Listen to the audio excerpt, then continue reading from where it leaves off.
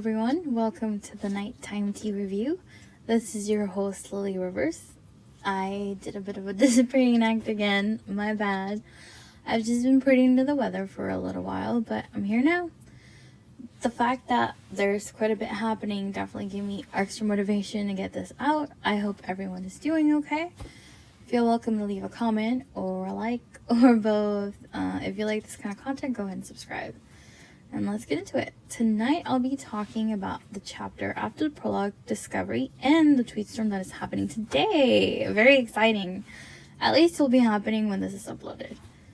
We begin with chapter 1, Discovery. It introduces Eragon. He's the main character. I mean, I'm sure it's obvious right away, given the book title. And he's 50 years old. The chapter opens up with Eragon. He's tracking deer. He's specifically targeting a doe to turn to dinner. He's describing his surroundings just so beautifully. The sky was clear and dark, and a slight breeze stirred the air. A silvery cloud drifted over the mountains that surrounded him, its edges glowing with ruddy light cast from the harvest moon, cradled between two peaks. Streams flowed down the mountains from the solar glaciers in glistening snowpacks. A brooding mist crept along the valley's floor, almost thick enough to obscure his feet. So that's an excerpt from chapter 1, Discovery, page 6. And, he just describes his surroundings so beautifully. It really paints a wonderful, wonderful picture of, where he's at. He's also described as having dark eyebrows, very intense brown eyes. He's carrying a hunting knife, a bow, and some arrows. He's just minding his business, tracking, trying to hunt some deer. He talks about the mountain range he's in. The deer had led him deep into the spine, a range of untamed mountains that extended up and down the land of Alagasia. Strange tales and men often came from those mountains, usually boding ill. Despite that, Eragon did not fear the spine. He was the only hunter near Carvajal who dared track game deep into its craggy recesses. And that's another excerpt from page 6. So he's been hunting for 3 nights. He's running out of food. His family needs some meat for the winter. Can't afford to buy it in Carvajal, the town where he and his family live. So he really needs this hunt to work out. And just as he's about to get lucky, there is an explosion. Because why not, right? All his work of the past 3 days had led to this moment. He took a last steadying breath, and an explosion shattered the night. The herd bolted. Eragon lunged forward, racing through the grass as a fiery wind surged past his cheek. He slid to a stop and loosed an arrow at the bounding doe. It missed by a finger's breadth and hissed into darkness. He cursed and spun around, instinctively knocking another arrow. Behind him, where the deer had been, smoldered a large circle of grass and trees. Many of the pines stood bare of their needles. The grass outside the charring was flattened. A wisp of smoke curled in the air, carrying a burnt smell. In the center of the blast radius lay a polished blue stone. Mist snaked across the scorched area and swirled in substantial tendrils over the stone. Eragon watched for danger for several long minutes, but the only thing that moved was the mist. Cautiously, he released the tension from his bow and moved forward. Moonlight cast him in pale shadow as he stopped before the stone. He nudged it with an arrow, then jumped back. Nothing happened, so he warily picked it up. Nature had never polished a stone as smooth as this one. Its flawless surface was dark blue, except for thin veins of white that spiderwebbed across it. The stone was cool and frictionless under his fingers, like hardened silk.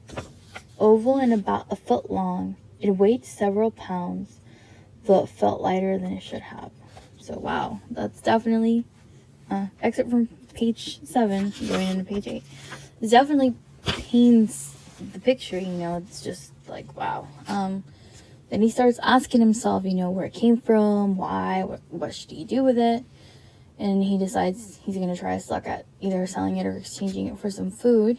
And once he's decided that what he's going to do with it, he makes camp for the night, has a cool dinner, and he goes to sleep. This is definitely, just more of laying the groundwork for the story, describing his surroundings, talking about, the mysterious blue stone, and just really getting into all of that. I know not everyone is a fan of very detailed descriptions, and honestly, I am not always a fan, but for Eragon and the rest of the inheritance cycle, I love it. Christopher Paolini just has a way of describing things so that the experience is just so immersive instead of wordy and boring. Because I know, like, that's kind of the issue with some of the writing that does get very, very descriptive, that it just, I've heard, in my opinion, it just gets a little too wordy, it starts getting a little boring. But at least in my opinion, every time that I read the series, I get just so absorbed. I forget where I actually am, because of this beautiful universe Christopher has created. And speaking of which, there is the tweet storm going on today. On screen now should be the date and time information, because it is happening. I believe it's at 3 different days, as you see on screen, just depending on where you are at. I will also be adding a link in the description to the event page. There is a lot happening.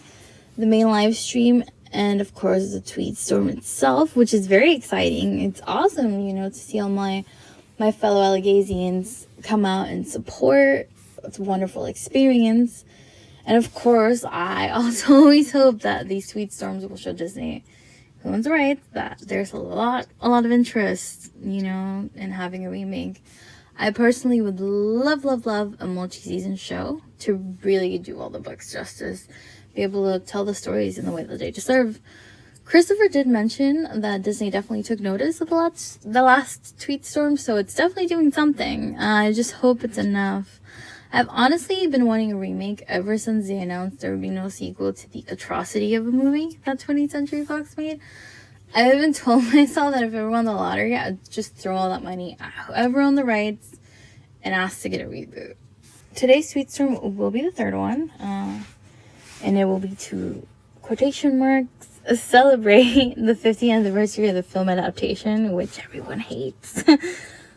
They're there / we are, because depending on if you're going to tune in or not, we're going to watch the Eragon 2006 film and sharing thoughts via Twitter, with the hashtag Eragon remake. Do not forget that if you're going to be tweeting, and it doesn't hurt if you tag Disney, and just watch the movie along, read on. I am reading all this from the event page, which I will have linked in the description. And if you go and you scroll downwards, it just has all the information telling you what exactly is going on, what it is, asking you to spread the word. And, just telling you how it's different from the two previous tweet storms. This time it's mostly, the biggest difference is that it's going to focus on the movie and keeping, a constructive criticism in the tweets with the remake hashtag, just to kind of show Disney, hey, the fandom is excited about an adaptation.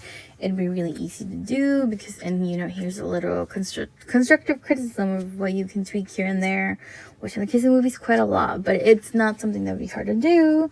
And just, for more information, just go ahead and please go to the event page that I have linked. I, for one, will definitely be participating, and I hope a lot of you will too. It would honestly be my dream come true to get a green light for a series. Also, so I don't forget to mention, if anyone's looking for gifts for the holidays or just because, Christopher has added a lot of really cool things to his Etsy store, including signed Inheritance Cycle books. They are closing the shop, I think, for a couple of weeks, starting this next week, I think. Or maybe it's already closed, but it won't be closed for more than a couple of weeks, I believe. And, people that you see after the holidays, or even just for yourself, whether you celebrate or not, if you just want to get something nice for yourself or for somebody else, you can get it after, whenever they're back. I know I'm definitely going to be eventually adding the Inheritance signed copies to my collection. Unfortunately, I only have one Christopher Paolini book signed, and it's To Sleep in a Sea of Stars, which, hey, I love it. It's awesome, but, I would like to add more signed copies to the collection. I also want to give a shout out / spotlight to Malte Wegmann. I'm sorry because I probably butcher the name pretty badly. I'll be linking his YouTube channel below. He has the most fantastic soundtrack music, I think that's the correct term, for the Inheritance Cycle and even the Sleep in the Sea of Stars. He has some other stuff too, but you know, keeping it relevant for what we're reading.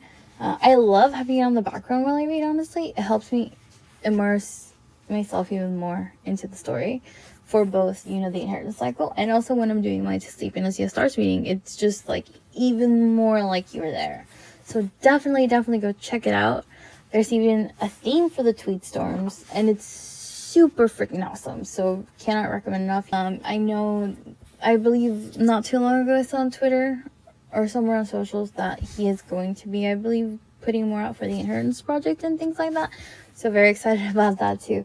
If you made it this far, thank you. I definitely need to get more into the swing of things again and give better updates, you know, and be able to actually stick to the schedule that I had said in the last time. You know, please join in on the tweet storm, even if it's just one tweet, you know. I hope everyone has a wonderful day, and on to next.